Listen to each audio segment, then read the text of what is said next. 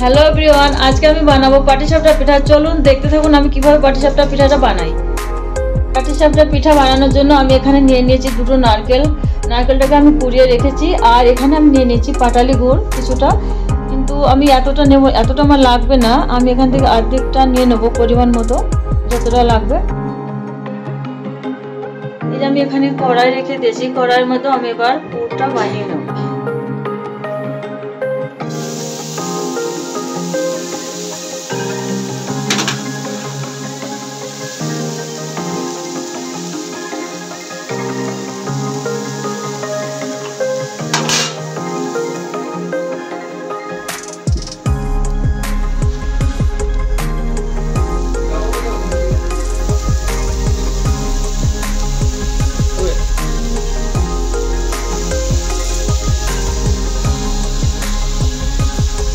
আমি এটাকে মাখিয়ে নেবো, সামান্য একটু জল দিয়ে দেবো।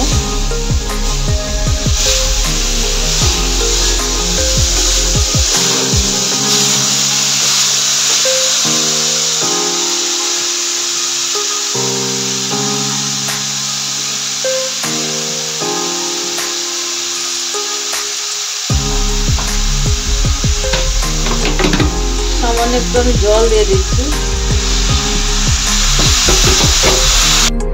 দেখতেই পাচ্ছেন বন্ধুরা, আমি এই পুরটা বানানোর জন্য দিয়েছিলাম।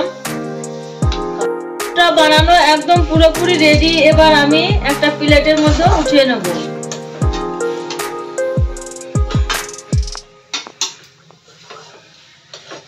এভাবে ঠিক পুরটা বানিয়ে নেবেন।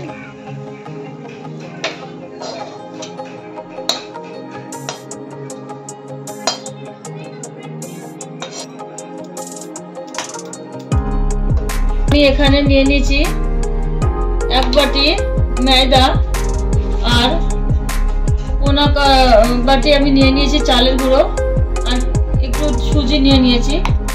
বন্ধুরা, আমি এবার ময়দা দিয়ে চালের গুঁড়ো দিয়ে দিলাম, তারপর আমি সুজি দিয়ে দিচ্ছি। এর মধ্যে দিয়ে দেবো আমি পাটালি গুড়। আপনারা চাইলে চিনি দিয়েও করতে পারেন।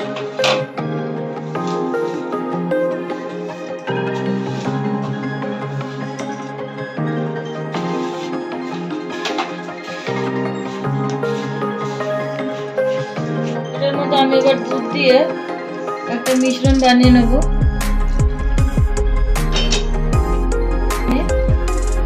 একটা ব্যাটার তৈরি করে নেব।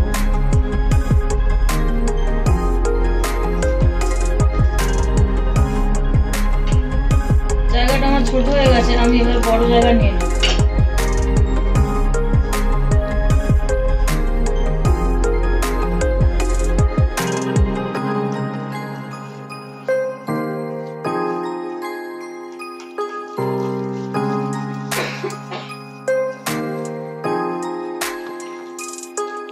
একটু একটু দুধ দিয়ে এইভাবে আপনারা ব্যাটারটাকে মিশিয়ে নেবেন।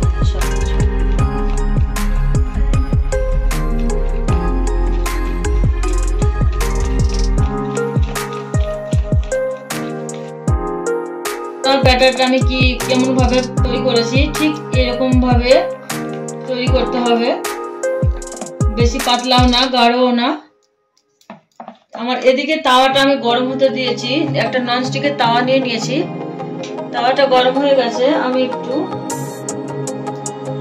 তেল লাগিয়ে নিচ্ছি।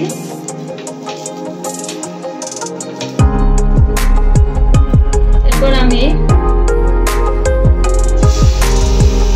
গরম থাকা অবস্থায় দিয়ে আমি একটু এইভাবে ঘুরিয়ে নেব।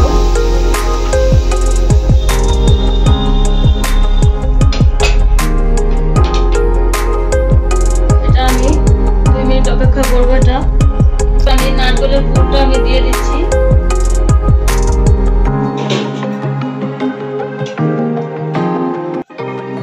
দেখতে পাচ্ছেন বন্ধুরা কিভাবে এই পিঠটা হয়েছে। ঠিক এই পরিমাণে আপনারা বানাবেন, সহজেই উঠে গেল। আপনারাও এইভাবে বানিয়ে বাড়িতে খেয়ে দেখবেন, খুব ভালো হয়।